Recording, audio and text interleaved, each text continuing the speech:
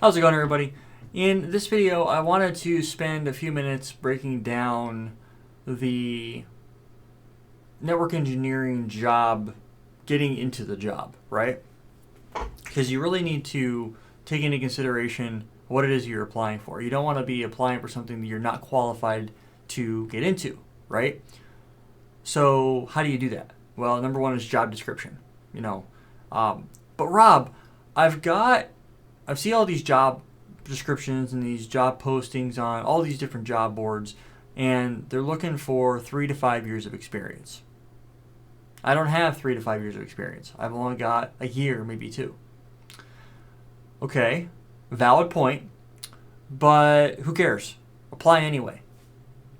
To me, the moment you start using aspects of what they were looking for in the job description for something you feel like you'd be, after looking through the job description, that you'd be able to do, but the 3 to 5 years of experience hems you up, well, you're never going to get 3 years of experience or 5 years of experience if you don't apply for it.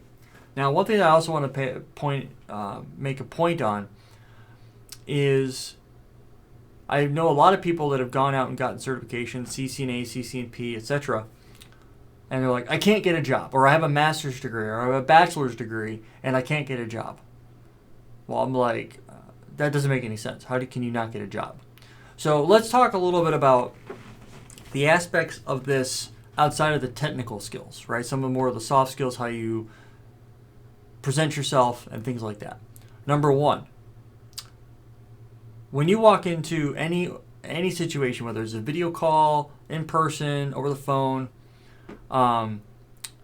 always maintain a level of professionalism, first and foremost.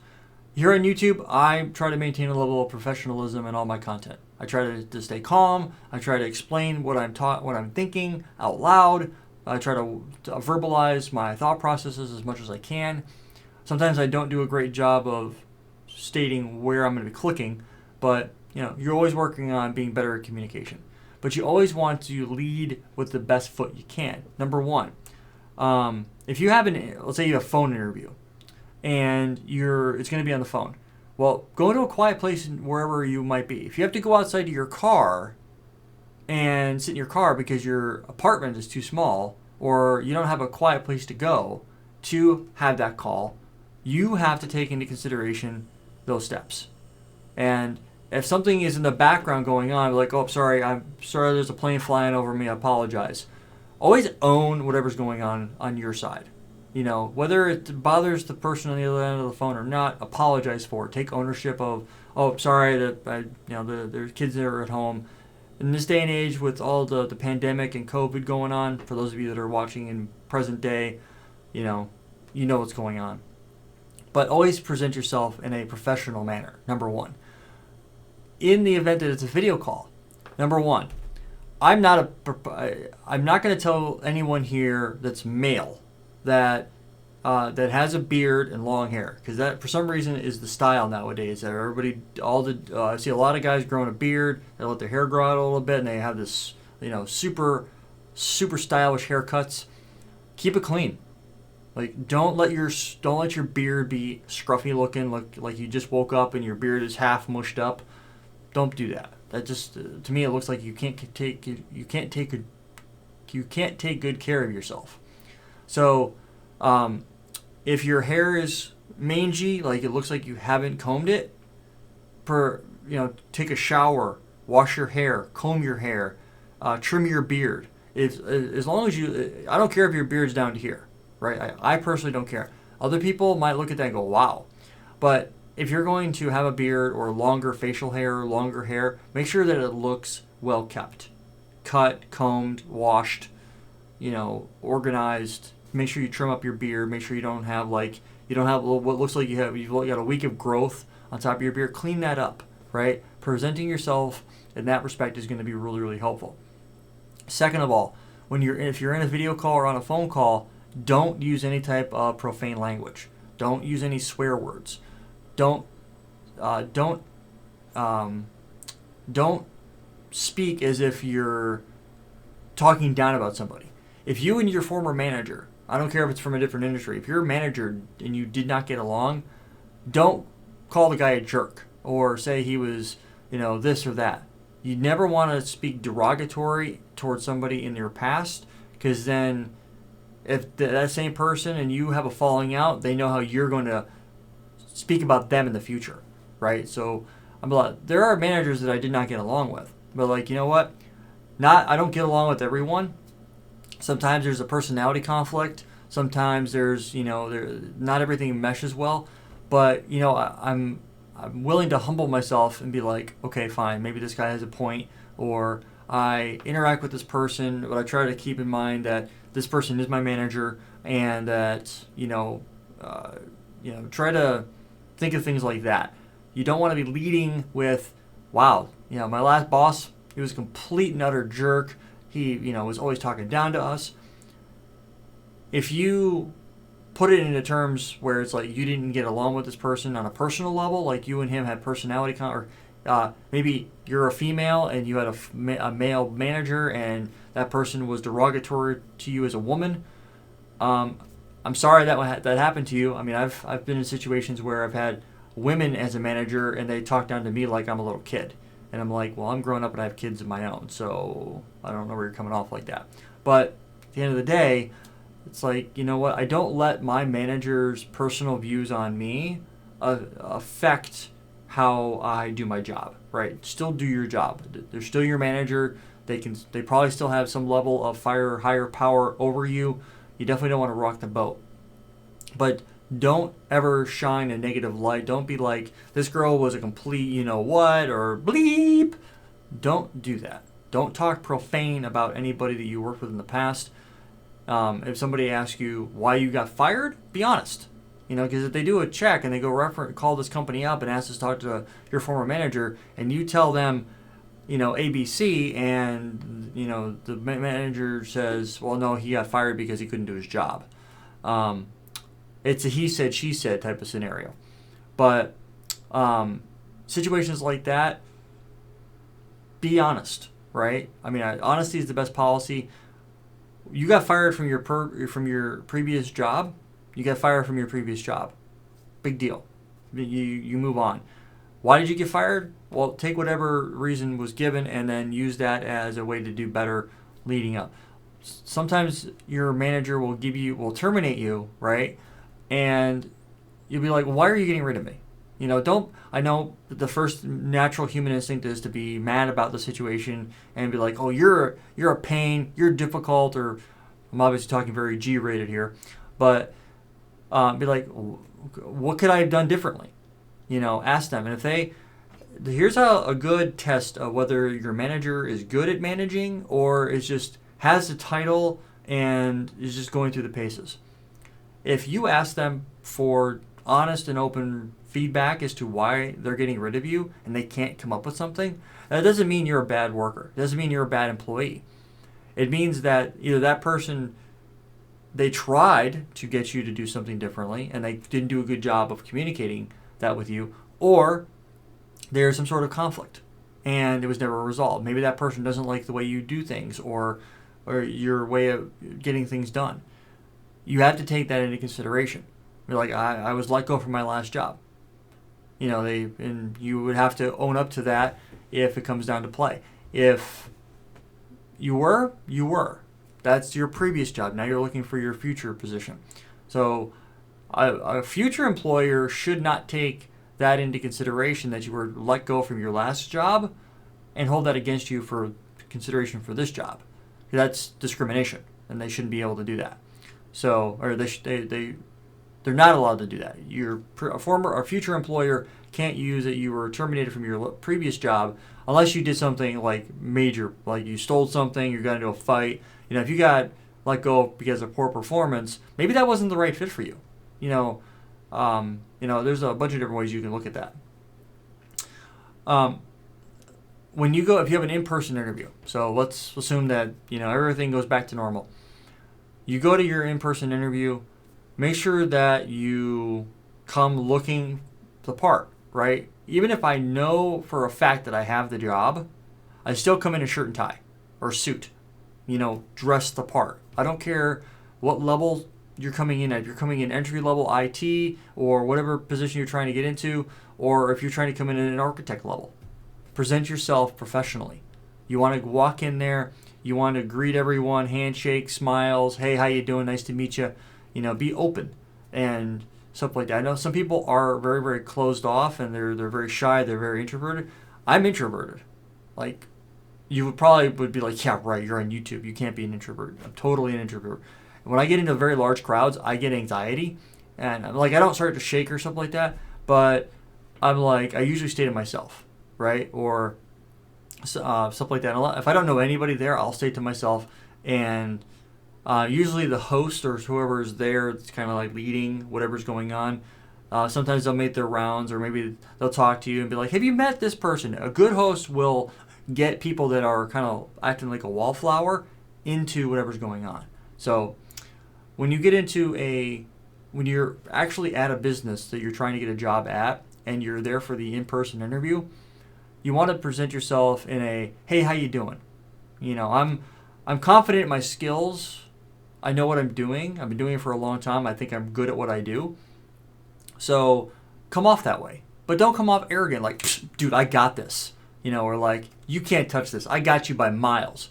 Don't be cocky, but you can be confident and be like, oh, yeah, I've been doing this for 10 years and I've had pretty good success rate in deployments. I've had some hiccups here and there, and I've saw what broke and tried to take notes of how that happened and jot it down for later. So then in the event that they pop up again, I've already been through this before. I know how to resolve these issues, stuff like that. Use any failure that happens as you're going forward as a learning experience for down the road. So you've learned from that experience and you can do better down the road. Don't come in, obviously you're going to want to shower, shave if you're a guy, look the part, right? Don't come in, make sure you brush your teeth, pop a mint before you go in, fresh breath. Don't put deodorant on. Don't go heavy on the cologne or the perfume, ladies, specifically perfume. Don't go heavy on the perfume. There's nothing worse than walking into a conference room where a potential female engineer is coming in and you get slapped in the face by perfume. I mean, there's nothing worse than that. If you're a smoker or you do any type of tobacco product, whether you vape, don't vape, don't smoke, don't chew, don't dip. There's nothing. Or like if you drink coffee, don't have a coffee right before you come in, right? Drink water, something that's not going to taint your breath. So little things like that will have a long-lasting effect because now it's like you're put together and you know what's going on. If you're going to be in front of multiple people during your interview, bring multiple copies of your resume. I always bring a hard copy for myself, and then I carry 3 copies on average with me. If more copies are needed, be like, oh, sorry, I only made 3. I didn't know how many people I was going to be interviewing with. Sometimes you'll get lead on who's going to be interviewing with you. So do your due diligence. If the recruiter who you're working through, or whoever the hiring manager is, or whoever your contact is with that company, they're often going to give you an email and say, you're going to be interviewing with, say, John Smith of engineering, Kevin Kimmel, or Kevin Klein, or they'll give you some name that you're going to be talking to. So, okay, so how many people are listed? You're going to need to print out 4 copies of your resume, right? Once you've done all that, then you can hand them out, and don't put things on your resume that you can't actually do or talk intelligently on. So, for example, I am not a collaboration engineer. I have aspirations to be a strong collaboration engineer, but right now, it's not in the cards for me at the moment. From an engineering perspective, I just don't have the time to go learn it. Other things have taken up my time.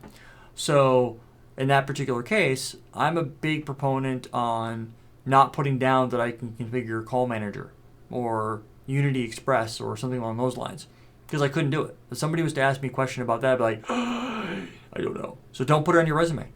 Don't put things on your resume that you can't do. Simple as that.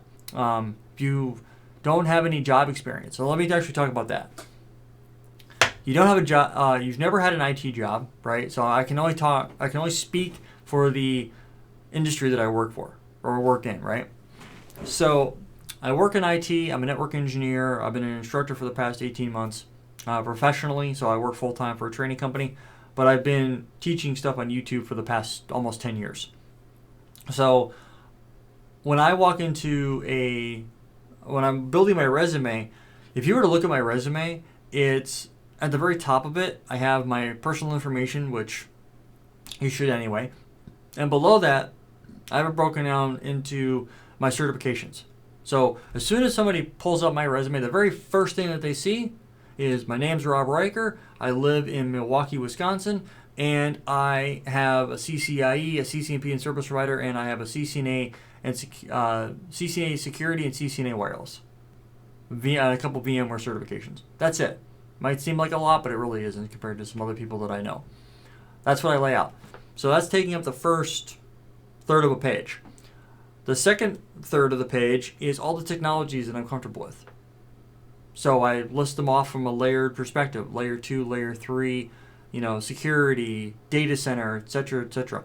But I don't fabricate things on my resume. Like if somebody wants to talk to me about a particular topic, just every once in a while you'll get somebody that will circle a particular thing on your resume, and you can't always tell what they're circling, but you can see them jotting notes down or what have you. Those are going to be things that are likely going to be things that you're going to be doing, right? So if somebody asks you a lot about Nexus switches in the data center, and you're applying for a data center engineer, you better be well versed in data center technologies, right? If you're applying for a network engineer that might be going across all different silos of the environment, security, wireless, data center, route switch, what have you, you're going to want to be well-rounded in those areas. But if they ask you questions on stuff and you don't know the answer, don't BS them. Be honest. So if somebody came to me and said, hey, we're thinking about, we have ICE deployed and we want to go and allow VPN access and have our users authenticated via remote access VPN through ICE. What would you do to go through that? Like, I know it's possible, but off the top of my head and how to configure it, I couldn't tell you. I had to go research it. But, it's possible, so you've done some level of research. Okay, well, what about if you want to set up any Connect VPN on an ASA? What would and you want to be able to segregate certain users. So for example, you want to allow admins to have full access to the network, but you don't want to have the contractors for the HVA system have full access. Well, you can put in a filter as to what those users can reach and things like that. You should be able to speak intelligently on things you've done or you've researched or played around with. So the question could switch over and be like, well, we have Nexus 9Ks deployed in our data center, and we want to go out, and we're currently not doing any advanced data center technologies. So that would automatically to me be like VPC, VXLAN, OTV. OTV is not supported in the 9Ks, but things like that. Be like, okay, like we're looking at potentially doing demonstrations of that, and doing a proof of concept. Like, cool, I'd be all for that. I'd be first in line to learn how to do all that. I think if you can speak to it, you can. I think VXLAN would be a good idea because VXLAN runs on multiple platforms and you can deploy it. It's layer 2, over layer 3 bridging and stuff like that. So if you can speak intelligently on the technology, go for it. If they open the door for you, walk through it on the areas you're familiar with. Those are going to be good things to do if you have the ability to do so. So now that you've gotten you've done your interview, whether it's a phone interview, then you did your in-person interview, maybe you have to do another technical interview. Always be honest. If there's something you can't do, tell them you don't know how or you don't know what this is. Don't lie and say, yeah, I did this or I did that. Just be honest and open. I've interviewed people and I've asked them, like, what is VPC Plus? What is FabricPath? What is FCOE? Okay, so as you can see, I've done quite a bit of work in the data center. But, if you get some people that just don't have a clue what that technology is, you can sometimes hear them typing things in trying to get the answer. Those people, they get dropped, right? They don't continue moving forward. So takeaways. Be honest in your resume. Be honest in your interviews. Make sure that you are clean cut. Make sure that, if you have a beard, trim it up. I don't grow a beard, as you can see. I mean, I could, but it's really, I look bad when I grow a beard. So I just go clean shaven. It's easier for me to get a haircut if you can. Comb your hair. Even if it's long, at least it's shower, shave, hair, comb your hair, put deodorant on. I don't wear cologne. That's not my thing. Make sure you brush your teeth, pop a mint before you go in the door. Fresh breath is a good thing. Make sure you bring multiple copies of your resume and stuff like that. Be able to speak to your resume. Be able to speak briefly on the jobs that you've had in the past. If you are a engineer that's been doing this for a while, if you don't have any experience doing the job, you probably won't get a network engineering gig out of the gate. You might have a CCNA. You might even have a CCNP. But you probably won't get a network engineering job because you don't have the experience. You're probably going to start help desk, and that's where I started, and then I worked my way up. Don't be ashamed to go into help desk. I mean, to me, there's a lot of benefits from going help desk and learning that stuff as you're going forward in it than there's not. So that's pretty much what I wanted to talk about in this video. If you guys have any questions, feel free to leave a note down in the comment section below. Be sure to like, share, and subscribe. And I will see you guys in the next video. Until next time, guys, take it easy.